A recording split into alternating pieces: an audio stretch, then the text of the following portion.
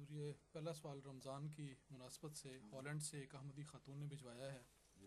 وہ لکھتی ہیں کہ کیا ڈائبٹیز کے مریض کو جو انسولین لیتا ہو روزہ رکھنے کی اجازت ہے یا نہیں. وہ مزید لکھتی ہیں کہ ڈاکٹری مشورہ تو یہی ہے کہ روزہ نہ رکھا جائے، لیکن میرے دل کو اس مشورے پر پورا اطمینان نہیں، کیونکہ ان ڈاکٹروں کو تو روزہ کی اہمیت اور برکت کا علم نہیں. مجھے فکر ہے کہ کہیں میں نیکی سے محروم نہ رہ جاؤں. اللہ تعالیٰ کا تو علم ہے. اللہ تعالیٰ نے تو خود فرمایا ہے ان کنتم مرضی علی سفر فعدۃ من ایام اخر. جب تم مریض ہو یا سفر پر ہو تو بعد کے ایام میں عدت پوری کر لو، لیکن اگر نہ پوری کر سکو تو پھر فدیہ کا طریق ہے جو ہر شخص کے اختیار میں ہے.